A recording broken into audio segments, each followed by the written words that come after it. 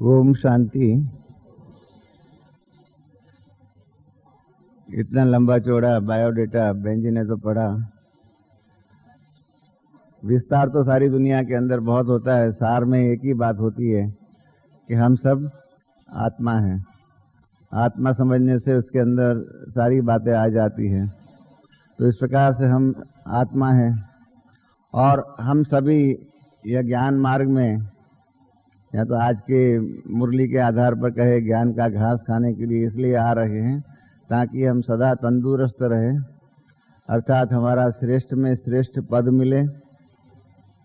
थोड़े समय पहले अव्यक्त मुरली जो रिवाइज कोर्स में आई हुई थी, उसके अंदर बाबा ने लक्ष्य भी बताया हुआ था कि पहला लक्ष्य तो हमारा यही होता है कि इतने 600 करोड़ लोग जो है उसमें से हम 33 करोड़ में आ जाए, फिर उनसे आगे बढ़े और 33 करोड़ में से 9 लाख में आ जाए, फिर उनसे आगे अपना आंतरिक शक्तियाँ जो है, अपने पुरुषार्थ है, उनके द्वारा हम अपनी उन्नति को प्राप्त करें और 9 लाख के बाद फिर 16,000 और फिर 16,000 से फिर ऐसी मेहनत करें इसमें से 100 के अंदर आ जाए और 100 से अंदर मेहनत करके 8 जो है संपूर्ण विजयी रत्न जो है उसके अंदर आ जाए। तो इसलिए ये एक पुरुषार्थ की सीढ़ी है, अपना आंतरिक शक्तियों का विकास जो इसकी सीढ़ी है कि जिसमें नीचू में है 600 करोड़, 600 करोड़ से 33 करोड़, 33 करोड़ से 9 लाख, 9 लाख से 16,000, 16,000 से 100 और 100 से 8 से ऊपर तो आप जानते हैं जो डबल दाना है लक्ष्मी नारायण का, ब्रह्मा सरस्वती का, वो तो पद फिक्स हो गया ही है और उसके ऊपर जो फूल है वो है शिव बाबा का है।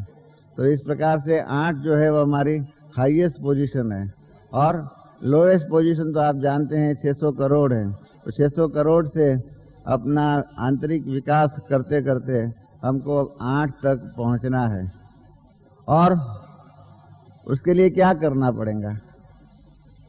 भर्तृहरि जो है इन्होंने लिखा हुआ है कि उद्यमेन ही सिद्ध्यन्ति कार्याणि न मनोरथैः ही। सिर्फ संकल्प करने से कोई भी कार्य सिद्ध नहीं होता है और उसके लिए उद्यम अर्थात उसके लिए पुरुषार्थ करना पड़ेगा। पुरुषार्थ के बिना और सिर्फ संकल्प करने से कुछ नहीं होता है। समझो हमको, हम माता है यहाँ इतनी बैठी हुई, इसलिए उसी हिसाब से मैं मिसाल देता हूँ कि समोसा खाना है तो समोसा खाना है तो समोसा समोसा समोसा, उस प्रकार से जप करने से या संकल्प करने से समोसा नहीं बन जाएगा, परंतु उसके लिए पुरुषार्थ करना पड़ता है और पुरुषार्थ के आधार पर फिर चीज तैयार होती है, खा भी सकते हैं। तो इसी प्रकार से अपने जीवन के अंदर भी बाबा लक्ष्य देते ही है कि हम सबको यहाँ पर तीव्र पुरुषार्थ करना है और तीव्र पुरुषार्थ के आधार पर ऊंच में ऊंच प्राप्ति जो भी है, पद की प्राप्ति करनी है। सतयुगी दैवी सृष्टि से सतयुग की आदि रत्न बन करके हमको आना है, क्योंकि हम ये भी जानते हैं, क्योंकि हमको ड्रामा का ज्ञान है अभी और इसलिए हम जानते हैं कि 16 कला संपूर्ण बनेंगे पुरुषार्थ करके तो सतयुग की आदि में आ जाएंगे। और आप ये भी जानते हैं, हिसाब आप जानते हैं, क्योंकि आपको बताया गया कि मैं चार्टर्ड अकाउंटेंट हूँ, तो हम हिसाब करते हैं तो हमको मालूम है, बाबा ने बताया हुआ है कि सतयुग की शुरुआत में 16 कला संपूर्ण है और फिर द्वापर की शुरुआत में 14 कला है और त्रेता की शुरुआत में 14 कला है और द्वापर के शुरुआत में हम 8 कला हो जाते हैं।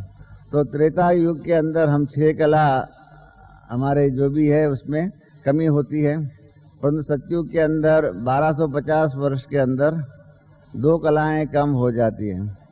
2 कला जब कम होती है 1250 वर्ष के अंदर, तो इसके हिसाब से क्या हो गया कि 1 कला का हो गया 625 वर्ष और 8 जन्म है तो 1 कला कम हो गई, तो पहले 4 जन्म हमारे कम हो जाएंगे और इसलिए 84 के चक्कर के बदले में 80 जन्म हो जाएंगे। तो इस प्रकार से 15 जन्म भी अगर हम लेंगे तो क्या हो जाएगा। एक बार एक बहन जो है वो सामने में बाबा के अव्यक्त बाप दादा के सामने बैठी हुई थी और रो रही थी। तो उसने कहा, बाबा ने उसको देखा, अव्यक्त बाप दादा ने ऊपर मेडिटेशन हॉल में बाबा आए हुए थे।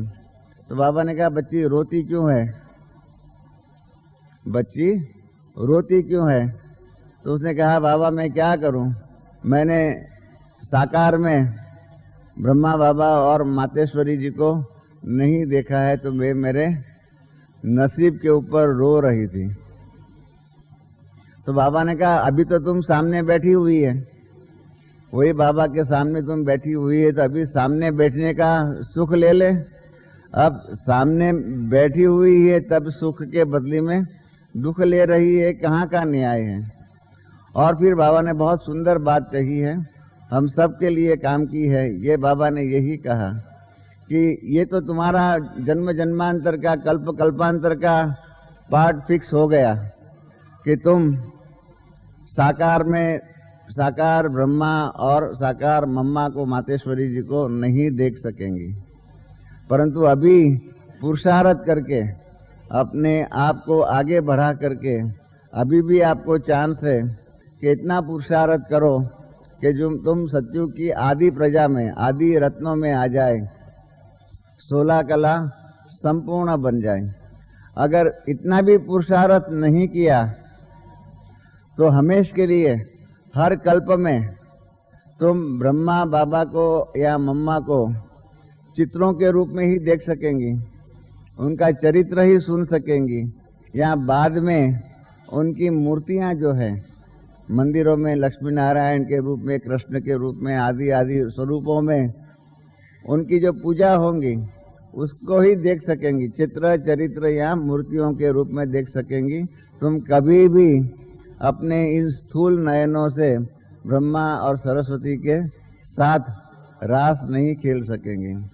इसलिए बाबा ने उनको कहा और हम सबको ये वार्निंग दिया कि हम अगर पुरुषार्थ तीव्र नहीं करेंगे, तीव्र करके पुरुषार्थ करके अपनी उन्नति नहीं करेंगे तो सत्युग की आदि रत्नों में हम नहीं आ सकेंगे। तो इसलिए तीव्र पुरुषार्थ करना जरूरी है। परंतु होता है क्या हमारे से तीव्र पुरुषार्थ, ये अपना हमारे लिए एक प्रश्न है। यहाँ जितने भी बैठे हुए हैं वो मेरी तरह ही गृहस्थ व्यवहार में रहते हुए हैं। गृहस्थ व्यवहार में रहते हुए कमल पुष्प समान जीवन व्यतीत करना, ये तो बाबा ने कहा हुआ है। परंतु पुरुषार्थ के लिए जो आदर्श गृहस्थी कही हुई है, यह आदर्श गृहस्थी हमारी हुई है क्या?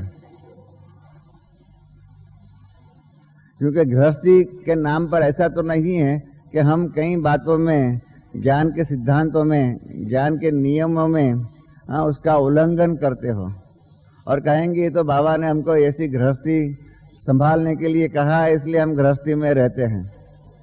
परंतु जो बाबा ने गृहस्थी कही है उस प्रकार का पुरुषार्थ हमारे अपने जीवन का, विकास का, उन्नति का होता है क्या?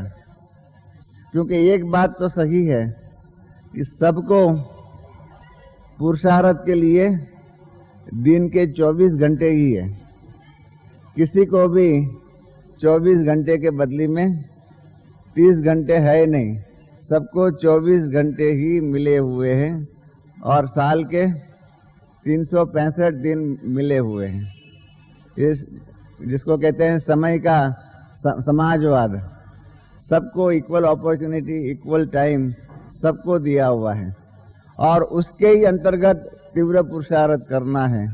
ऐसा नहीं कि पैसे वाले को या तीव्र पुरुषार्थी को दिन के 24 घंटे के बदले में 30 घंटे मिलते होंगे या साल के 365 दिन के बदले में 500-700 दिन मिलते होंगे। ऐसा नहीं है।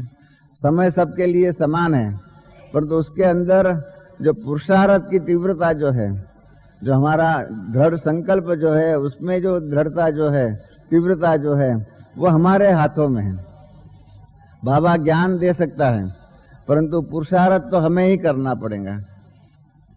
हम लोग जब राज्यों की प्रदर्शनी बना रहे थे तो बाकी सब चित्र बनाए और हमने बाबा को संदेश भेजा कि बाबा ये राज्यों की प्रदर्शनी का लास्ट चित्र जो है वो आप बताइए, उसमें हम क्या बताएं।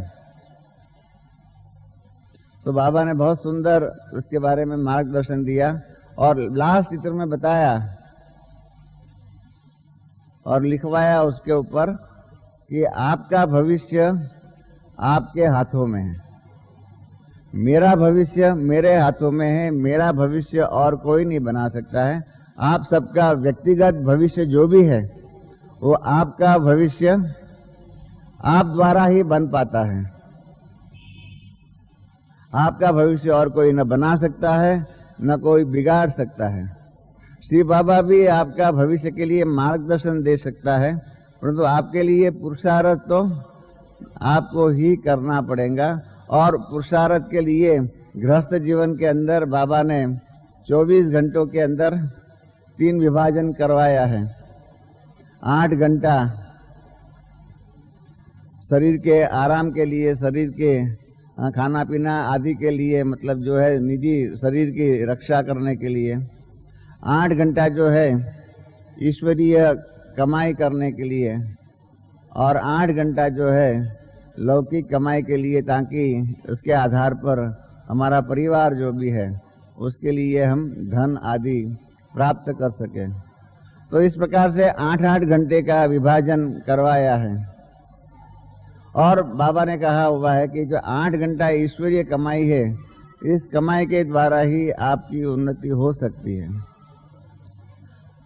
हमने कईयों से पूछा हुआ है कि ये जो ईश्वरीय कमाई के लिए, पुरुषार्थ के लिए आपको जो 8 घंटा बाबा ने कहा हुआ है, उसका कभी चार्ट लिख करके देखो तो आपका 8 घंटा ईश्वरीय कमाई के लिए होता है, अपने पुरुषार्थ के लिए होता है, जिसके आधार पर हमारी आंतरिक शक्तियां बढ़े और उसके आधार पर हम आगे बढ़े।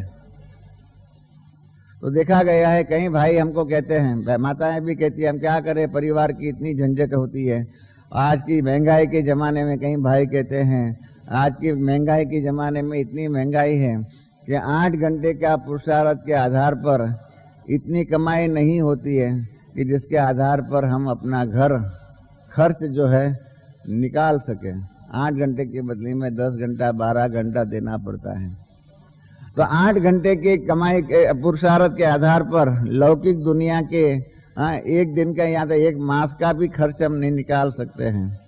तो अभी तो हमको इतनी कमाई करनी है, इतना पुरुषार्थ करना है कि जिसके आधार पर न सिर्फ हमारे 21 भविष्य के जन्म, किंतु बाद के द्वापर और कलयुग के भी जन्म जो है अच्छे में अच्छे बीत जाए, अर्थात अगले 84 जन्मों के लिए कमाई करनी है। उसके लिए अपने आप को श्रेष्ठ पुरुषार्थी बना करके श्रेष्ठ पुरुषार्थ करना है। वो नहीं होता है। बाबा की मुरलियां तो हम सुनते हैं और उसमें पुरुषार्थ की कई बातें सिखाते हैं, बताते हैं, जिसके आधार पर हम अपनी शक्तियां बढ़ा सकते हैं। मिसाल के तौर पर अभी मैं एक सेंटर पर गया हुआ था, अभी यही महीने के 24 तारीख को। 4 नवंबर को अव्यक्त बाप दादा ने मुरली में कहा था कि अभी इस घड़ी जो भी बाबा से वरदान लेना चाहे, बाबा उस वरदान को देने लिए तैयार है और उस वरदान को रोज अमृत वेले और हर समय कार्य करते हो उस समय पर उसको याद रखना है। इतनी सरल बात थी कि जो वरदान जो भी चाहे बच्चे, जो भी सुनने वाले मुरली में, चाहे यहाँ थे, चाहे सेंटरों पर थे, या चाहे उसके बाद फौरन दूसरे या तीसरे दिन जो अव्यक्त मुरली छप करके उनके पास आई, उसके द्वारा सबने सुनी हुई थी। तो मैं जहाँ पर जिस सेंटर पर गया तो वहाँ पर उन्होंने उसी दिन अव्यक्त मुरली सुनी हुई थी, डायरेक्ट सुनी हुई थी, कंप्यूटर के द्वारा, ईमेल के द्वारा आदि द्वारा। तो उन्होंने सबने सुना हुआ था कि अभी जो भी बच्चे हैं यहाँ बैठे हुए हैं जो मुरली सुन रहे हैं, वो जो चाहे वो वरदान बाबा से ले सकते हैं। कितनी सुंदर बाबा ने ऑफर दी हुई थी। तो मैंने उस सेंटर के भाई बहनों को पूछा कि आपने सबने ये मुरली पढ़ी? कहा हमने सबने मुरली सुनी भी है, पढ़ी भी है। तो मैंने कहा कि इसके अंदर तो अपना स्व उन्नति के लिए बाबा ने वरदान के रूप में शक्तियां दी हुई है कि आपको जो चाहिए वो वरदान ले लो। वरदान लेना में तो कोई पुरुषार्थ करने की जरूरत नहीं थी। जरूरत थी क्या? पुरुषार्थ की कोई जरूरत नहीं। 1 सेकंड में वरदान के बारे में संकल्प कर सकते हैं कि बाबा हमको ये वरदान चाहिए। वरदान कोई लंबा चौड़ा नहीं होता है, मांगने वालों की भी ताकत के ऊपर है कि किस प्रकार से मांगते हैं। आपने कहानियों में पढ़ा होगा कि एक अंधा आदमी था, उसने तपस्या की, बहुत गरीब भी था और बूढ़ा भी हो गया था, शरीर में शक्ति भी नहीं थी। तो उसको भगवान प्रसन्न हो गया और भगवान ने कहा कि तुमको एक वरदान जो भी चाहिए मैं देने लिए तैयार हूँ, एक ही वरदान। तो वो होशियार था, शायद आप में से या हम में से ही कोई ऐसा होगा। तो उसने मांगा, वो तो अंधा भी था, गरीब भी था, बूढ़ा भी हो गया था। तो उसने बाबा परमात्मा से मांग लिया कि बाबा मैं अपनी आंखों से मेरे 7वें पुत्र के पौत्र के महल में उनकी बहू को सोने के बर्तन में छाछ जो है, हाँ, उसको बलोते हुए, जो छाछ बनाते हुए, दही से छाछ बनाते हुए मैं देखूं। तो उसमें क्या सब कुछ मांग लिया, आंखों से देखने का भी मांग लिया। 7वां पुत्र और उसके पौत्र की बहू को सोने के बर्तन में छाछ, दही से छाछ बनाते हुए देखा। तो ऐसे भी मांगने वाले होते हैं। मांगना, बाबा से वरदान लेना, ये भी एक कला है। इस कला में बाबा ने, क्योंकि बाबा ने खुली ऑफर दे दिया था 4 नवंबर को, आप सबको भी दी हुई थी। तो मैंने उस सेंटर पर पूछा सबको कि आपने ये सुना कि बाबा ने कहा हुआ है कि जिसको जो वरदान चाहिए ले लो। तो सारे क्लास के अंदर हमने पूछा कि ये तो सबने सुना हुआ है, ये तो कितना सहज पुरुषार्थ है। तो मैंने तो समझा कि ये 100% बहन भाई कहेंगे कि हाँ, हमने वरदान जो है बाबा से ले लिया है, मांग लिया है, हमने ये वरदान नक्की कर लिया है कि हमको ये बनना है। वरदान में ये भी कह सकते बाबा हमको लक्ष्मी नारायण बनना है, हमको ये बनना है, जो भी हमको चाहिए वो बाबा से मांग सकते थे। परंतु आश्चर्य की बात ये थी कि सारे क्लास के अंदर हमने जब हाथ उठवाया कि जिन्होंने सच्चाई से बाबा से वरदान सिर्फ मांगा हुआ होगा, उसके आधार पर पुरुषार्थ करने की तो बात छोड़ दो, मांगा हुआ कौन कौन है। तो उस टाइम पर इन्होंने सारे क्लास में से जितने भी थे, समझो 50 थे, उसमें से 10% माना 5 ही ऐसे बहन भाई निकले कि जिन्होंने बाबा से वरदान मांगा हुआ होगा। बाबा ने जब ऑफर किया कि मैं जो भी चाहे इस घड़ी, जो भी बच्चे यहाँ पर इस प्रकार से वरदान मांगना चाहे, बाबा देने लिए तैयार है। ये क्या होता है, हमने देखा कि वो 5 में से भी, फिर हमने पूछा कि 5 में से भी रोज बाबा ने जो कहा होगा उसका पुरुषार्थ करने के लिए, जो आपने वरदान मांगा उसकी प्राप्ति के लिए, तो रोज सुबह अमृत वेले उसको याद करना है, उसको लक्ष्य के रूप में सामने रखना है। समझो मुझे लक्ष्मी नारायण बनना है, तो सुबह योग में उस लक्ष्मी नारायण पद की प्राप्ति की इच्छा जो है वो लक्ष्य के रूप में रखना चाहिए, उसको याद करना चाहिए। तो 5 में से 4 ऐसे थे जो उन्होंने 4 तारीख से 24 तारीख के बीच में 20 दिनों में भी लगातार रोज अव्यक्त बाबा के पास योग नहीं किया हुआ था। तब मुझे लगा कि देखिए हमारे और जानकी दादी, इन सब के पुरुषार्थ में कितना फर्क है। जानकी दादी एक बार कह रहे थे कि जब से बाबा ने कहा हुआ है कि सुबह 4 बजे योग करके अपनी उन्नति करनी है, 4 बजे का योग जो है उसको अमृत वेला कहते हैं, बाबा से अमृत प्राप्त करने का योग है।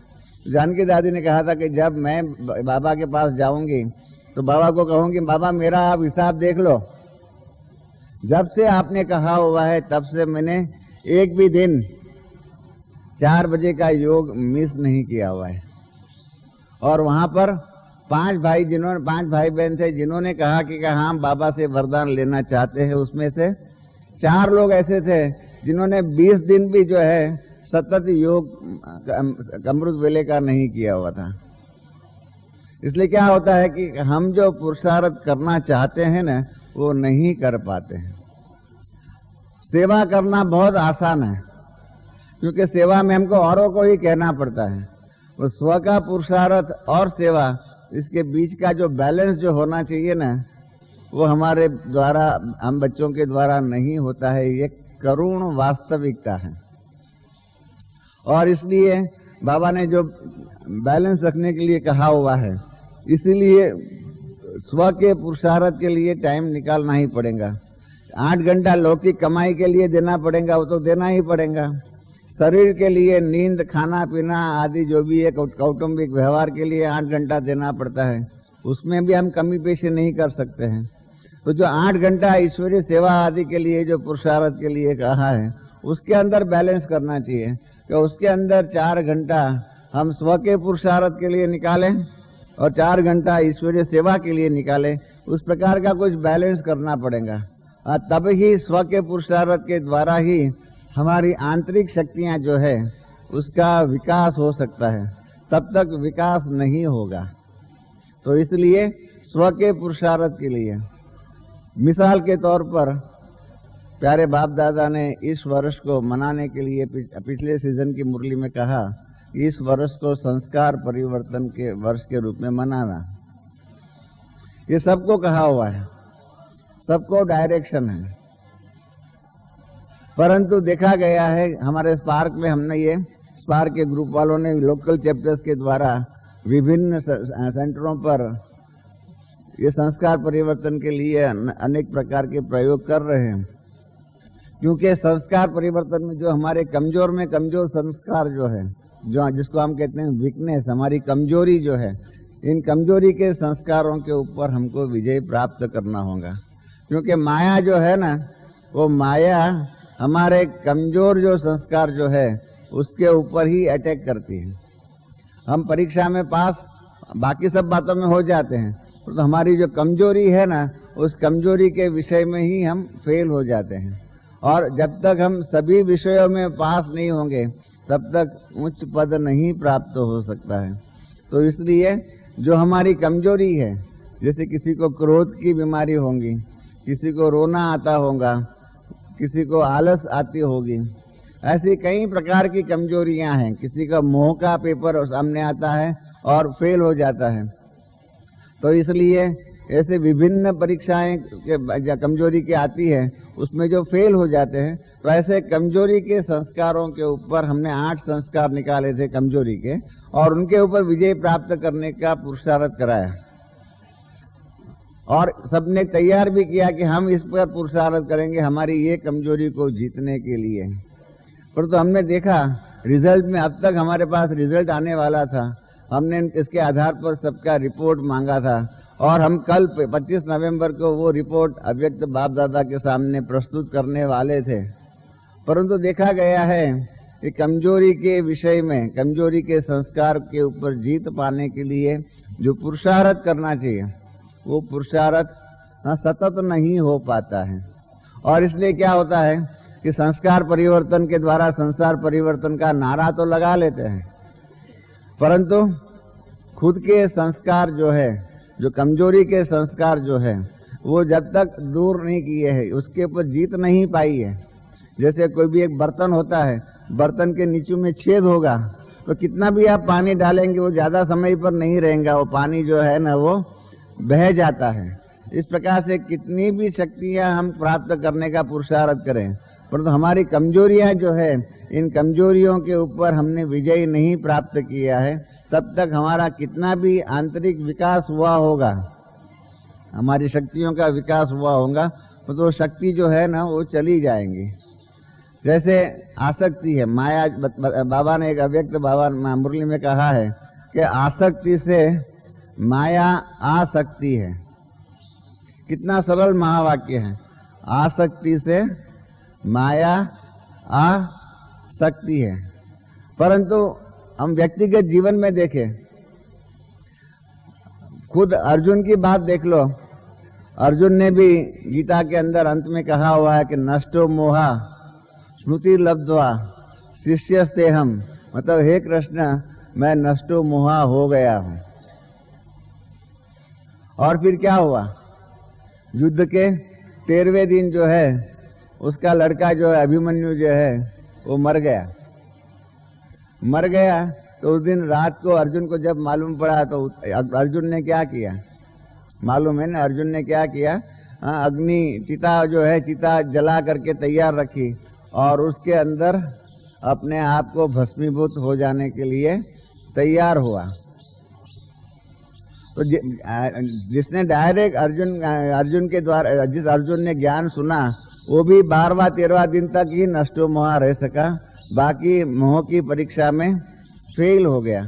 और इसलिए क्या हुआ? जितना भी ज्ञान सुना हुआ था वो सारा ही बह गया, पानी में चला गया, कृष्ण की मेहनत फोगट में गई। तो इस प्रकार से हमारे जीवन में भी होता है। तो इसलिए आंतरिक शक्तियों का विकास करना हो तो हमें लक्ष्य रखना पड़ेगा। हमको कौन सी शक्ति चाहिए उसका भी विकास करना पड़ेगा। ये स्पार्क की या यज्ञ के अंदर जो भी कमेंट्रीज आदि जो बनती है, इन सब का आदि कारण क्या है आप सबको मालूम नहीं होगा। ये इतिहास आप नहीं जानते हैं, इसलिए वो इतिहास बताना चाहता हूँ। क्योंकि बाबा ने तो बता दिया कि योग के द्वारा 8 शक्तियां प्राप्त होती है। योग के द्वारा 8 शक्तियां, जो आपको मालूम है, उसका चित्र भी बना हुआ है। तो हमने बॉम्बे से 10 हाईकोर्ट के जजेस जो है, बॉम्बे हाईकोर्ट के 10 जजेस, उनको यहाँ बुलाया था। वो लोग यहाँ पर 15 दिन रहे, उनका शिविर भी हुआ। और उस शिविर से जो 10 जज आए हुए, उसमें से एक जज ने हमको कहा कि रमेश भाई, ये जो शक्तियां जो है आंतरिक विकास के लिए 8 प्रकार की शक्तियां हैं, समेटने की शक्ति, निर्णय करने की शक्ति है, जो है परखने की शक्ति है, ये सारी 8 प्रकार की जो है सहयोग देने की शक्ति, ये सारी शक्तियां तो बहुत अच्छी है। परंतु मैं तो जज हूँ, मैं जज हूँ तो मुझे निर्णय करने की शक्ति चाहिए। मुझे ये शक्ति की जरूरत है मेरे जीवन के अंदर, मेरे जीवन व्यवहार में जज के रूप में निर्णय करने के लिए ये शक्ति की मुझे आवश्यकता है।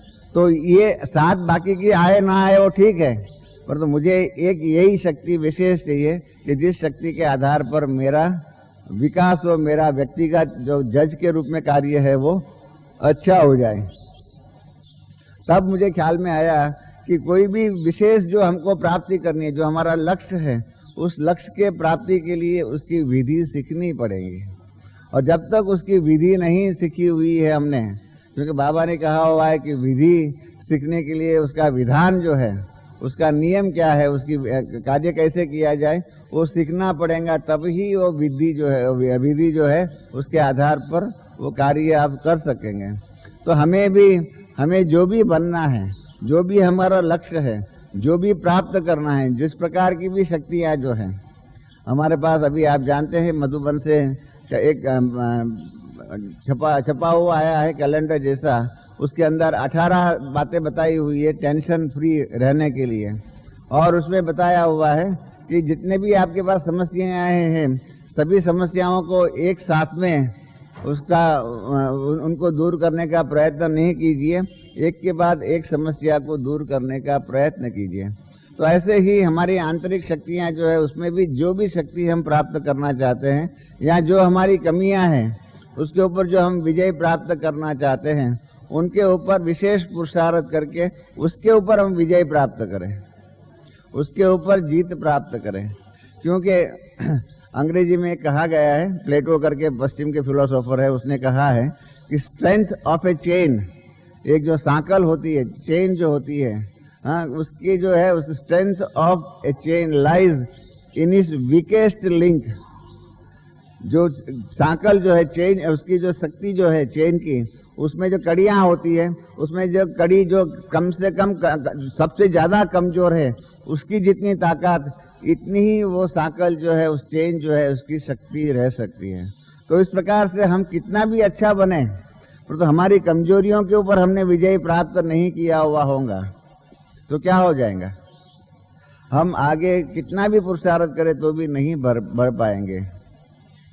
बहुत समय पहले की बात है, दादी जानकी जब पुणे में थे, तब एक बहन ने कहा कि मैं समर्पित तो हो जाऊंगी, मैं समर्पित तो हो जाऊंगी, पर तो मेरी एक कमजोरी है। तो दादी जानकी ने उनसे पूछा, भाई क्या तेरी कमजोरी? शुद्ध घी का ही खाना खाती हूँ। अगर ये तेल में बना हुआ होगा या डालडा आदि में बना हुआ होगा, ऐसा मैं खाना नहीं खा सकती हूँ। तो शुद्ध घी का खाना मिले तो मैं समर्पित हो सकती हूँ। बात कितनी सहज है, हाँ, इतनी सहज है। अपने जीभ के ऊपर, स्वादेंद्रियों के ऊपर विजय प्राप्त करना है। वो समर्पित होना चाहते हैं, तो स्वादेंद्रिय में भी एक ही कमी कि मुझे शुद्ध घी का खाना नहीं मिले तो मैं आप अपने व्यक्तिगत जीवन में देख लीजिए, ऐसी कई छोटी छोटी बातें हैं, जिन छोटी छोटी बातों के आधार पर आप बारी बातों के ऊपर बच्चों ने पुरुषार्थ करके 75% जीत प्राप्त कर लिया है। परंतु अभी जो जरूरत है पुरुषार्थ की, यही है कि हमारे जीवन के अंदर हमारे सामने जो छोटी छोटी बातें आती है उसके ऊपर विजय प्राप्त करना है। क्योंकि हमारे पास 3 प्रकार की परीक्षाएं आती हैं। एक माया की परीक्षाएं आती है, माया की परीक्षाएं आती है, उसके ऊपर जीत प्राप्त करना, ये एक बात है, वो तो हम सब जानते हैं।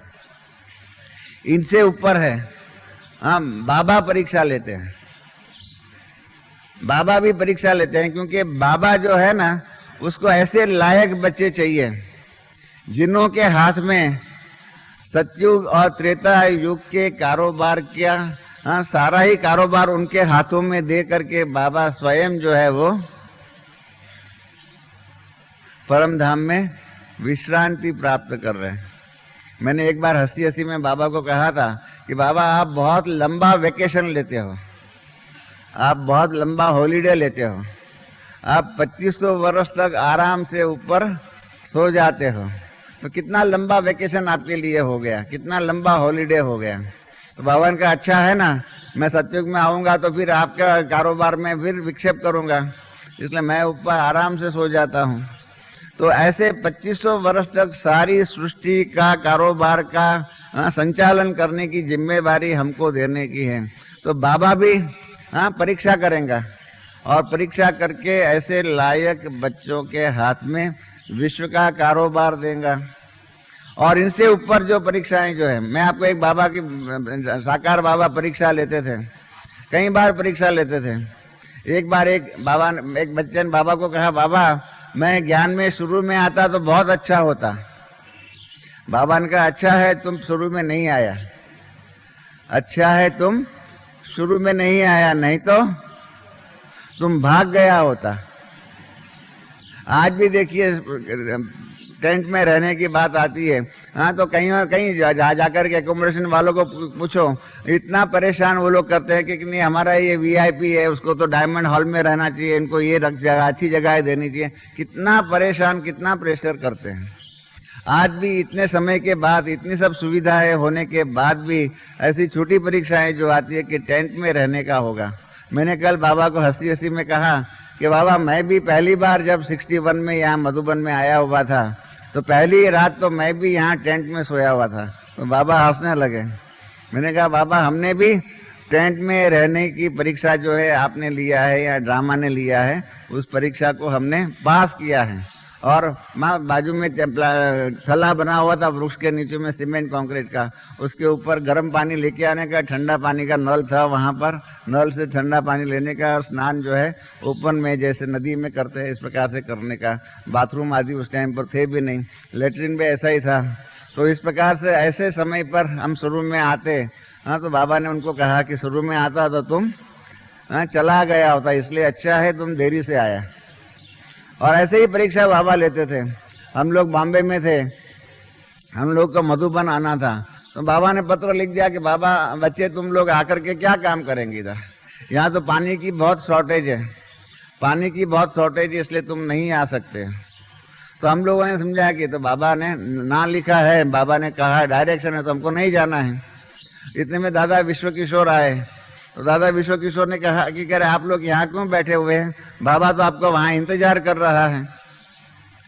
तो हमने को ने कहा कि ये तो बाबा का पत्र आया है। तो बाबा ने, उन्होंने बहुत अच्छी बात कही विश्व किशोर दादा ने, कि बाबा की कई डायरेक्शंस होती है, आज्ञाएं होती है, कहीं बाबा की परीक्षाएं होती है, और बच्चों को ये अक्ल होना चाहिए। हाँ, भाई बहनों को, जैसे माँ को अक्ल होती है कि बच्चा किस बात के लिए रोता है, क्योंकि उसके पास एक ही भाषा है बच्चों के लिए, रोना। भूख का भी रो सकता है, नींद का भी रो सकता है, अकेला हो जाता है इसके लिए भी रो सकता है। माँ जो है वो पहचान जाती है कि बच्चा किस बात के लिए रो रहा है। इस प्रकार से हमें भी देखना होता है कि ये बाबा की डायरेक्शन है या बाबा परीक्षा ले रहे हैं। तो दादा विश्व किशोर ने बताया कि बाबा परीक्षा ले रहे हैं, वहां पानी की समस्या जो सबका होगा वो आपका भी होगा, इसलिए आप जाओ। ऐसे ही दादी जानकी का भी अनुभव है। दादी जानकी जो है ना, कराची हैदराबाद में जब थे, तो इन्होंने क्लास, जहाँ पर वो लोग रहते थे, बाबा भवन में, बेबी भवन में, वहां पर उन्होंने क्लास जमाया, और क्लास जमा करके एक दिन बाबा को कहा कि बाबा मेरे पास तो बहुत बड़ा क्लास हो गया है, 50-60 लोग आते हैं। तो बाबा ने उनको कहा कि बच्ची ये तुमने क्या किया, तुमने बाबा की श्रीमत के बिना क्लास कराना क्यों शुरू कर दिया, तुम क्लास कल से बंद कर दो, कल सुबह क्लास कराओ और उसमें अनाउंस कर दो कि आज से ये क्लास बंद, आज से आप यहाँ पर नहीं आ सकते, आज आपका लास्ट क्लास है। तो इन्होंने कहा बाबा ऐसा कैसे हो सकता है, मैं क्लास कैसे बंद करूं? कहा बाबा कहता है ना तुम क्लास बंद कर दो। तो कहा ठीक है। इन्होंने दूसरे दिन सुबह क्लास में अनाउंस कर दिया कि कल से क्लास नहीं होगा, कह दिया। दूसरे दिन सुबह बाबा ने जानकी दादी को फोन किया कि बच्ची क्या हुआ? तो बाबा ने, जानकी दादी ने कहा बाबा हमने अनाउंस कर दिया है क्लास बंद है। तो बाबा ने कहा जाओ बच्ची बाहर जाकर के देखो तो सही कोई क्लास में आया हुआ है। तो बाहर जाकर के क्लास के रूम जो है उसमें जाकर के देखा तो कोई नहीं था। तो उन्होंने आकर के फोन में कहा कि बाबा कोई नहीं आया है। बाबा ने कहा नहीं, जो कंपाउंड जो है उसका गेट है ना, वहां तक जाकर के देखो कि कोई आया हुआ है।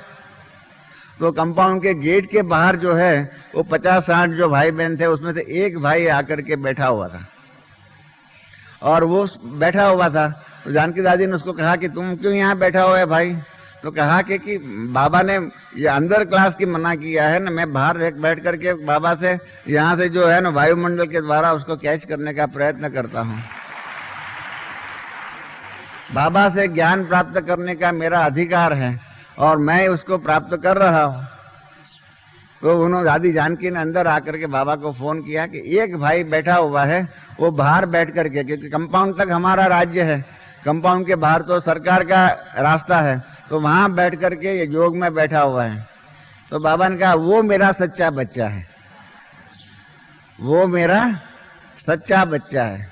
तो बाबा ने कहा कि बच्ची ये क्लास बंद कराने का मैं क्यों तुमको डायरेक्शन दूं? मैं तो तुम्हारी और तुम्हारे जो क्लास के जो बहन भाई थे ना उसकी परीक्षा ले रहा था कि कितना सबके अंदर बाबा के और बाबा के ज्ञान में विश्वास है, दृढ़ता है, दृढ़ संकल्प है। तो ऐसे बाबा की परीक्षाएं भी बहुत आती है और बाबा की मदद भी इतनी ही होती है। हमारे पास कई बार ऐसी चीजें होती है, बाबा की मदद हमको मिलती है, परंतु क्या होता है, हम बाबा खुद भी कहते हैं कि हमारा कई बार हमें मदद करना चाहता हूं, परंतु हमारा बुद्धि योग जो है ना वो ठिकाने पर नहीं होता है। जब हमारा बुद्धि योग ठिकाने पर नहीं होता है तो परीक्षाओं के समय पर, जैसे कल भी बाबा ने कहा कि क्या होता है, ज्ञान तो सबके पास है, परंतु समय पर जो हो ज्ञान जो है ना, हम सब पांडव जो है ना, पांडवों में एक कर्ण भी था, कर्ण को भी बहुत अच्छा ज्ञान मिला हुआ था, परंतु उसको एक अपने गुरु से एक श्राप भी मिला हुआ था। श्राप कहो या उनकी जो कमजोरी थी उनकी, उसको समय पर वो ज्ञान भूल जाएगा। तो हम सब भी कर्ण जैसे पुरुषार्थी है, कर्ण जैसे पांडव है कि समय पर हमको ज्ञान भूल जाता है और ऐसी परीक्षाएं आती है, बातें ऐसी छोटी छोटी होती है, उस समय पर हम ज्ञान को भूल जाते हैं और उसके परिणाम क्या होता है कि हम फेल हो जाते हैं। और इतना याद रखिए कि इस ड्रामा के अंदर जो गोल्डन अपॉर्चुनिटीज जो है हमको आगे बढ़ने की, वो बार बार नहीं आती है। आगे बढ़ने की अपॉर्चुनिटीज जो है, बाबा का एक महावाक्य है, हाँ, जैसे गोल्डन वर्ड्स जो है बाबा के, हाँ, बाबा के महावाक्य को कहते हैं सोनेरी शब्द, गोल्डन वर्ड्स। उस प्रकार से ड्रामा जो है सबको आगे बढ़ने के लिए गोल्डन अपॉर्चुनिटी देता ही है, सबको देता है। परंतु क्या होता है, हम जो है ना समय पर जो भी मिली हुई अपॉर्चुनिटी जो है, जो तक जो है ना, उसको गंवा देते, उसको स्वीकार नहीं करते। और बाबा ने भी कहा हुआ है कि golden words and golden opportunities do not repeat. दोबारा वही बातें, वही चीजें, वही ऑफर अपॉर्चुनिटी आपको दोबारा नहीं मिलेंगी।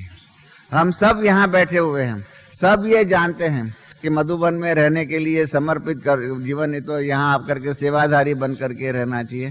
परंतु क्या होता है, हम चाहते हैं बहुत कुछ है, परंतु करते नहीं है, कर नहीं पाते। कारण यही है कि हमारे में दृढ़ता नहीं है। तो इसलिए हमारी आंतरिक शक्तियों का अगर हम विकास चाहते हैं तो पहला लक्ष्य तो यही रखना चाहिए कि हमको दृढ़ता के आधार पर कुछ भी हो जाए, हमारा जो जीवन का लक्ष्य है कि हमको वो कार्य करना ही है। हमको जो बाबा ने होमवर्क दिया हुआ है वो होमवर्क करना ही है। वो जो करता है वो आगे बढ़ता है।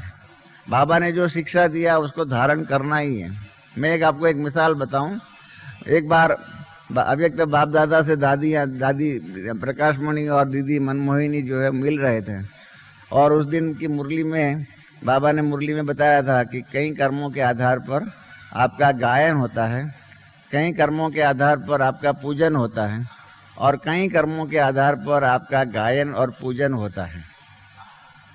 तो बाद में जब दोनों दादियां मिल रही थी तो बाबा ने कहा कि आपस में इसके ऊपर रूरियान करना कि किन कर्मों के आधार पर हमारा गायन होता है, किन कर्मों के आधार पर हमारा पूजन होता है, और किन कर्मों के आधार पर हमारा गायन और पूजन होता है।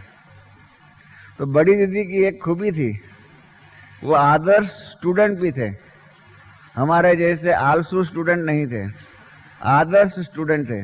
उनका एक लक्ष्य था कि क्लास के अंदर टीचर पहुंचे। हाँ, स्कूलों में भी क्या होता है, आप सब थे ना, स्कूलों में पढ़ते थे। हाँ, आप क्या करते थे, आपका टीचर क्लास में पहुंचता था, उसके पहले पहुंचते थे या बाद में पहुंचते थे? पहले ही पहुंचते थे ना, उसका मार्क भी मिलता था, आपके पंक्चुअलिटी जो है उसका मार्क मिलता था। परंतु आप हमारे सेंटरों के ऊपर देख लीजिए, सेंटरों पर देख लीजिए क्या होता है। हाँ, शुरू में, हाँ समझो 6:30 बजे का क्लास होता है, शुरू में 10% लोग भी नहीं होते हैं, और अंत के समय पर जो है ना सब पहुंच जाते हैं। कारण यही है कि हमको हमारे स्टूडेंट लाइफ के लिए जो रिस्पेक्ट रिगार्ड होना चाहिए वो नहीं है। और स्टूडेंट का पहला फर्ज है कि क्लास में टीचर आए उसके पहले, आप सब क्या मानते हो, क्लास में टीचर आए उसके पहले पहुंचना चाहिए या टीचर पहले पहुंचे वो शुरू करे, उसके बाद हम आस्ते आस्ते, हाँ, जब समय मिला, फुर्सत मिली तब जाएंगे? क्या होगा, पहले ही जाना चाहिए ना। परंतु आप बताइए, आप सब में से कौन ऐसा नियम पक्का रख करके बैठा हुआ है?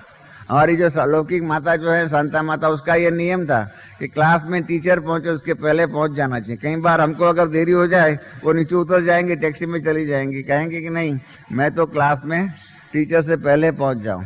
तो ऐसे बड़ी दीदी का भी ये नियम था कि क्लास के अंदर टीचर से पहले वो पहुंच जाने का। तो उस दिन अव्यक्त मुरली बाबा की सुनी ना, उस दूसरे दिन सुबह बड़ी दीदी क्लास में 10 मिनट लेट आए, 10 मिनट लेट आए। तो हमने बड़ी दीदी को पूछा जाकर के कि दीदी आपको तबीयत तो ठीक है? कहा ठीक है। आपने क्यों ऐसा पूछा? मैंने कहा आपका मुझे नियम मालूम है कि आप क्लास के अंदर टीचर आए उसके पहले पहुंच जाते हो, तो आज आपको 10 मिनट लेट हो गया, इसलिए शायद आज आपकी तबीयत ठीक नहीं होगी। तो बड़ी दीदी ने कहा नहीं मेरी तबीयत तो ठीक है, परंतु मुझे जो बाबा ने कल हम बच्चों को जो होमवर्क दिया कि बच्ची आपस में रूह रियान करना कि किन कर्मों के आधार पर तुम्हारा गायन होता है, किस कर्मों के आधार पर तुम्हारा पूजन होता है और किन कर्मों के आधार पर आपका गायन और पूजन होगा। उसके ऊपर सुबह 5 बजे मैंने सभी हमारी सखियों को बुलाया, सब दादियों को बुलाया और रूह रियान शुरू किया। और रूह रियान में 10 मिनट ज़्यादा हो गए, इसलिए मैं लेट आई। तो मैंने कहा आपने क्यों ऐसा किया?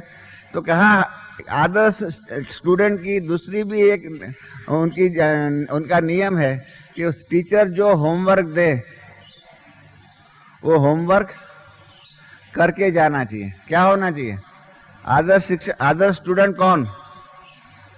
जो टीचर ने दिया हुआ होमवर्क करके क्लास में जाए। ऐसा तो नहीं है ना कि भले टीचर कुछ बोलता रहे हम होमवर्क नहीं करेंगे। तो क्या होता है, हाँ पेनल्टी देते हैं, दंड देते हैं ना टीचर भी कि हमने ये होमवर्क दिया क्यों नहीं किया। अब तक बाबा ने जितना भी होमवर्क दिया हुआ है कि आपको ये करना है उसका एक्सटेंशन दिया हुआ है। पर तो एक सावधानी मैं आपको बताना चाहता हूं कि पिछली 4 नवंबर की मुरली के अंदर बाबा ने जो कई बहनों ने वहां आगे बैठी हुई थी, इन्होंने बाबा को एक्सटेंशन मांगा कि बाबा हमको और थोड़ा समय दे दो। तो बाबा ने पहली बार जो है इतने यज्ञ के इतिहास में पहली बार बाबा ने एक्सटेंशन नहीं दिया और पहली बार कहा कि प्रकृति भी मुझे पूछ रही है और समय भी मुझे पूछ रहा है। कल भी बाबा ने यही बात कही, तो समय भी मुझे पूछ रहा है कि कब तक हम इंतजार करें। पुरुषार्थ के अंदर आगे बढ़ना है। बाबा ने पिछले टाइम 11 मई तक 6 मास दिया अपनी आंतरिक शक्तियों का विकास कर करके 75% परफेक्ट बनने का, और उसके अंदर मैं और मेरापन की जो हमारी कमजोरी है उसके ऊपर 100% विजय प्राप्त करने की बात कही थी। 11 मई के बाद 12 मई को अव्यक्त संदेश बाबा का हम बच्चों को मिला। रिजल्ट में क्या हुआ? इतना सारा दैवी परिवार था, इतना सारा दैवी परिवार में से 75% बाकी सब प्रकार के संस्कारों के रूपी जो कमजोरियां हैं उसके ऊपर विजय प्राप्त करने का, और मैं और मेरापन की जो कमजोरी है उसके ऊपर 100% प्राप्त करने का। हाँ, कहाँ तक, कितने तक हम लोगों ने उसमें सफलता पाई। तो ये याद रखिए, अभी बाबा जो है पहली बार पिछली मुरली में भी 4 नवंबर की अव्यक्त मुरली में पहली बार बाबा खुद धर्मराज है। बाबा ने कहा कि मैं तो चाहता हूँ धर्मराज के रूप में भी आप बच्चों का गीत गाऊं कि वाह बच्चे वाह। माना कि धर्मराज के रूप में आप बच्चों को सजा नहीं दूं और आप बच्चों का गीत गाऊं, ऐसा बाबा ने अपनी चाहना व्यक्त की हुई है। परंतु बाबा ने इस प्रकार से अपना धर्मराज का स्वरूप का परिचय पहली बार पिछली मुरली में दिया है। तो इसके आधार पर हमको ध्यान में रखना है कि हमको, अगर हम तीव्र पुरुषार्थ नहीं करेंगे, हमारी कमजोरियों के ऊपर विजय प्राप्त नहीं करेंगे तो क्या हो जाएगा। हाँ, बाबा ने कहा है मुझे ले तो जाना ही है, चाहे प्यार से। हाँ, पिछले साल सीजन की मुरली याद करो। हाँ, चाहे प्यार से, चाहे, हाँ मालूम है ना सबको दूसरा शब्द क्या है, प्यार से नहीं तो मार से। तो सबकी क्या इच्छा है? हाँ, प्यार से बाबा के साथ जाना है या मार से जाना है? ये कहना तो आसान है, परंतु उस प्रकार का पुरुषार्थ इस प्रकार का पुरुषार्थ नहीं करेंगे तो क्या हो जाएगा। हाँ, चाहना तो है, हाँ, परंतु चाहना के साथ हाँ पुरुषार्थ भी होना ही चाहिए। मैंने पहले ही बता दिया कि राज्यों की लास्ट प्रदर्शनी का लास्ट चित्र बाबा ने खुद ने बनवा करके भेजा और उसमें लिखवाया भी सही कि आपका भविष्य आपके हाथों में है, हमारा भविष्य हमारे हाथों में है। तो इसलिए हमारी जो भी कमजोरियां हैं, ज्ञान का अर्थ है, ज्ञान का अर्थ है, एक बहुत पश्चिम के फिलोसोफर ने ज्ञान शब्द का परिभाषा दिया हुआ है, भारत के फिलोसोफर ने दिया हुआ है। ज्ञान माना हमारी शक्ति और हमारी कमजोरी दोनों का ज्ञान होना चाहिए। हमारी शक्तियां हैं, हमारा में क्या खूबियां हैं, उसका भी ज्ञान होना चाहिए। तो हमारी कमजोरियों का भी ज्ञान होना चाहिए और इन कमजोरियों के ऊपर विजय प्राप्त करना वो भी हमारा लक्ष्य होना चाहिए। तो ये लक्ष्य जो है ना, जो हमें प्राप्त करना है, वो पुरुषार्थ करना ही पड़ेगा। और इसलिए समय जो है, समय बीतता जाता है। समय जब बीतता जाता है तो इसलिए दूसरा भी है ना चित्र, अब नहीं करोगे तो कब करोगे। ये चित्र है, हम प्रदर्शनी में औरों को समझाते हैं, तो स्वयं को समझाते हैं क्या? जो पहला चित्र जो है ना, पहली प्रदर्शनी में यही था, अब नहीं करोगे तो कब करोगे। और सावधानी थी, विश्व के गोला के ऊपर जो है ना, खटिया के ऊपर विश्व का गोला सोया हुआ है, ऊपर एटम बम आदि जो है, पहली प्रदर्शनी का ये चित्र था। और साकार बाबा जो है दिल्ली में गए प्रदर्शनी को देखने के लिए, प्रदर्शनी सेवा के बारे में। तो लास्ट का जो चित्र जो था ना, सावधानी का, पृथ्वी जो है अभी अंतिम श्वास ले रही है, उसके ऊपर बाबा ने कहा सबको, उस पर लिखा हुआ था सावधान। तो जब वो एक बहन ने बाबा को समझाया तो बाबा ने कहा बच्ची नहीं, ऐसा मत समझाओ। समझने के साथ साथ औरों को सावधानी देने के साथ साथ अपने को भी सावधान करो। बाबा ने, साकार बाबा ने ऐसा भर के बताया कि आप सावधानी के टाइम पर ऐसा करते हो, सामने वालों के प्रति एक अंगुली करते हो। तो बाबा ने कहा सामने वालों के प्रति एक अंगुली करते हो तो अपने प्रति ऐसा होता है तो 3 अंगुली होती है। तो इस प्रकार से बाबा ने कहा कि ये अंतिम चित्र जो है ना, उसकी सावधानी 3 गुनी सबको लेनी चाहिए। एक दूसरे अव्यक्त मुरली में बाबा ने कहा हुआ है कि अपने संस्कारों का अंतिम संस्कार करो। जो हमारी कमजोरियां है ना, कमजोरियों के संस्कारों का अंतिम संस्कार, मालूम है ना अंतिम संस्कार किसको कहते हैं? कोई शरीर छोड़ता है ना, उसके बाद उसके शरीर का अग्नि संस्कार करते हैं, उसको कहते हैं अंतिम संस्कार। तो इसलिए हमारी कमजोरियां आदि जो भी है, उसका जब तक हमने उसके ऊपर विजय नहीं प्राप्त किया, उसका अंतिम संस्कार नहीं किया हुआ होगा ना, तो कितना भी सुना हुआ होगा तो क्या फायदा। हम इसलिए हमारी ये फरियाद है, मैं सबके सामने मेरी एक फरियाद बताता हूँ कि हम सुनते बहुत है, बहुत कुछ सुनते हैं। कई ऐसे हमारे बहन भाई जिन्होंने 12 महीना 365 दिन मुरली सुनी हुई होगी, परंतु उस मुरली को जो धारण करने की बात जो है, उसके आधार पर जो पुरुषार्थ करना चाहिए ना, वो पुरुषार्थ हम लोगों से नहीं होता है, ये हकीकत है। और जब तक पुरुषार्थ नहीं किया है ना, तब तक जो है हम उस मुरली के आधार पर, मुरली का दिया हुआ ज्ञान जो है ना, आज भी जो दादी जी ने कहा ना कि बाबा कहते हैं एक कान से जाए दूसरे कान से निकल जाए, यहाँ दादी ने बताया कि एक कान से यहाँ से निकल जाए। हमारे जीवन में क्या होता है, ऐसा नहीं होता है, एक कान से जाकर दूसरे कान से नहीं निकलता है, तो एक कान से जाता है वो मुख से निकलता है। हम बोल करके शिक्षा देने के लिए, ट्रेनिंग देने के लिए हमारे मुख से ज्ञान निकलता है, परंतु आपको मालूम है ना, 3 कठपुतलियों की बाजार, अकबर के सामने 3 कठपुतलियां आई और कहा इसकी कीमत बताओ, मालूम है ना कहानी। तो बीरबल, बाकी सब ने कहा सब समान दिखाई पड़ती है, उसका क्या फर्क। तो बीरबल ने कहा ठहरो मैं बताता हूँ। तो एक जो है उसके कान में डाला पत्थर छोटा बारीक, तो दूसरे कान से निकल गया, इसकी कीमत 0। फिर दूसरी कठपुतली तो उसके कान में डाला तो मुख से निकला, कहा इसका 1 रुपया। और तीसरी जो है उसका 1 डाला तो उसके पेट में चले गया पत्थर जो है ना, वो कहा इसकी कीमत 100 रुपया।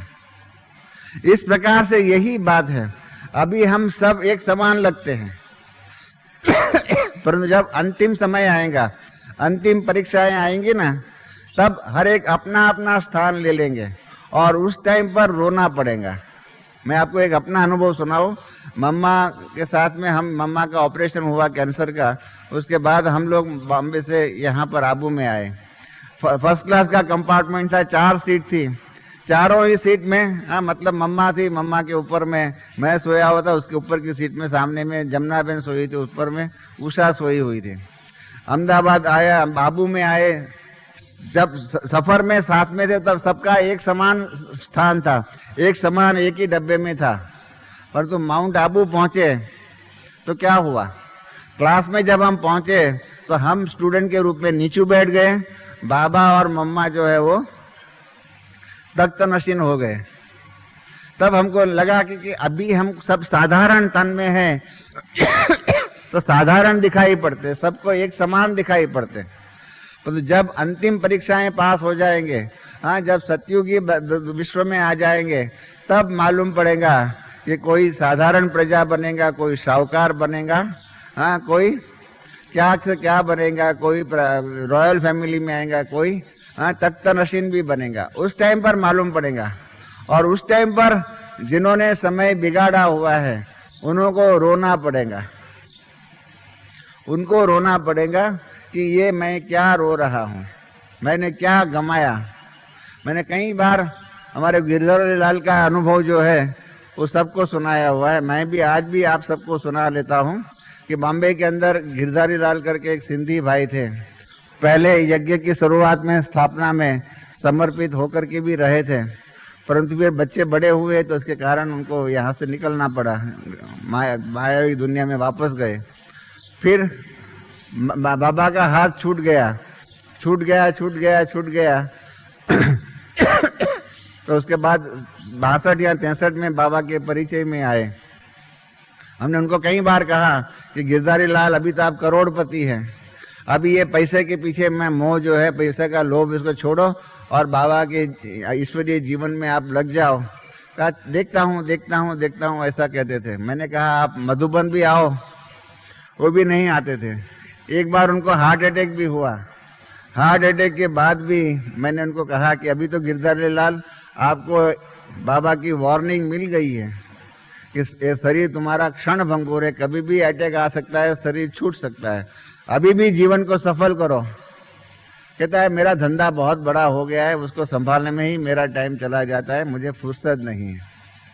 और फिर उसका शरीर छूट गया उसका शरीर छूट गया तो उस टाइम तो बाबा जो है ऐसे आत्माओं को उनका भोग लगाते थे, तो उनकी आत्माओं को संदेशी के तन में भेजते थे। तो जब संदेशी के तन में आया तो उसने अपना अनुभव बताया कि मैं बाबा के पास गया, और बाबा के पास गया तो मैंने बाबा को कहा बाबा मैं तो करोड़पति था, तो मुझे आप कोई करोड़पति के घर में ही भेजेंगे ना। तो बाबा ने कहा मैं तुझे क्यों करोड़पति के घर में भेजूं, तेरे पास कितना धन है उसके आधार पे तेरा भविष्य का पद नहीं बनेगा। ये सब आप सब नोट करके रखो, हमारे पास कितना धन है, हमने कितना वो किया है, उसके आधार पर हमारा भविष्य नहीं होगा, परंतु हमने कितना सफल किया, हमने जितना सफल किया हुआ होगा उसके आधार पर हमारा भविष्य का पद बनने वाला है, प्राप्ति हमारी उसके आधार पर होगी। तो बाबा ने कहा तूने सफल तो कुछ भी नहीं किया है, और तेरा धन जो है उसका तो तेरे बच्चे मालिक बन गए, इसलिए तुझे तो ऑर्डिनरी घर में जन्म मिलेगा। तो उसने मुझे, गिरधारी लाल ने मुझे कहा कि रमेश भाई ये मेरी कहानी कि करोड़पति से रोड़पति मैं कैसे बन गया, करोड़पति से रोड़पति मैं कैसे बन गया, ये सबको सुनाना। और फिर उसने बहुत रोया, 6 मिनट जो है ना वो गीत के ऊपर योग किया, क्षमा करो भूल मेरी नाथ मैं चरणों की दासी हूँ, उसके ऊपर 6 मिनट रोया, गीत के ऊपर रोया, और कहा सबको कि जैसे मैं आज रोता हूँ ना उस प्रकार से ऐसा कोई नहीं रोए। ये मेरे जीवन के पुरुषार्थ के आधार पर सबको ये संदेश देना रमेश भाई, ये आपकी फर्ज है, आपकी ड्यूटी है। यह करुण वास्तविकता है कि करोड़पति से रोड़पति बन जाएंगे, या इस प्रकार से अंतिम परीक्षा के समय पर अंतिम पेपर में कहीं ऐसा न हो कि हमको भी ऐसा ही रोना पड़े। हमको तो ऐसा जाना चाहिए जैसे गाया हुआ है ना, चतुरल बेली कर ले श्रृंगार, तुझे साजन के घर जाना है, तुझे साजन के घर जाना है। इस प्रकार से हम ऐसा श्रृंगार होकर के फुल पास विद ऑनर होकर के जाए कि बाबा को धर्मराजपुरी में भी ऐसे बाय बाय करके जाए। धर्मराजपुरी में क्यों जाए, बाबा को अगर देखना भी है तो बाबा को धर्मराजपुरी के बाहर से देख ले, बाबा आप भले धर्मराजपुरी में औरों को सजा दो, हम तो आपके साथ में प्यार से जाएंगे। ऐसा लक्ष्य रखो, ऐसा पुरुषार्थ करो। यही हमारा पुरुषार्थ का लक्ष्य। बाकी क्या है, ये जितने भी बाल बच्चे धंधा आदि जो भी है ना, वो क्या होता है? शंकराचार्य ने कहा हुआ कि धनानी भूमो पशवश्च गोष्ठे भार्या गृहे जन श्मशाने। ये कोई साथ में नहीं आने वाला। धन जो है, आपकी जमीन जो है, आपके पशु पंखी जो है, वो सब यहाँ ही रहेगा। आपकी पत्नी जो है ना, वो घर का जो है कंपाउंड जो है वहां तक आएंगी। आपके मित्र जो है ना, वो शमशान तक आएंगे। उसके बाद का भविष्य की मंजिल आपको अकेले को ही तय करनी है। तो इसलिए हमारा भविष्य का जो भी पद प्राप्त करना हो, इन धन के लिए, हम परिवार के लिए, इन सब के लिए जो हम समय बर्बाद करते हैं, वाल्मीकि की कहानी हम सब के लिए है कि वाल्मीकि जो है ना, चोरी आदि सब करता रहता था। नारद ने उनको पूछा, मालूम है ना कहानी वाल्मीकि की? नारद ने उनको पूछा कि तुम ये जो पाप कर्म कर रहे हो, इस पाप कर्म के अंदर तेरा परिवार वाले साथी है? उसने कहा हाँ है, जरूर है। उसने कहा जाओ जाकर के पूछ के आओ। वो नारद के कहने पर घर में जाकर के पूछा। उसने वाइफ को पूछा, भाई बाल बच्चे को पूछा। सबने कहा कि तेरे पाप कर्म में हम कोई भागीदार नहीं है, हम कोई भी साथ नहीं देंगे। तेरा पाप कर्म का तू ही जिम्मेदार है। इसलिए अगर हमको आगे बढ़ना है तो एक बात ध्यान में रखो, कल भी बाबा ने कहा है और आज मैं हमेशा ही मानता हूँ कि इस ज्ञान मार्ग में दो सिद्धांतों का पालन करने से बाकी सब शक्तियाँ आ सकती है। एक पवित्रता और दूसरी सत्यता। कई हमारे बहन भाई जो है ना, पवित्रता को पालन करते हैं, परंतु सत्यता के बारे में वो नहीं मानते हैं इतना। वो कहते हैं कि ईश्वरीय सेवा करने के लिए झूठ भी बोलना पड़े, चल सकता है। मैं आपको साफ बताना चाहता हूँ, कृपया सेवा के नाम पर झूठ का आश्रय कभी नहीं लेना।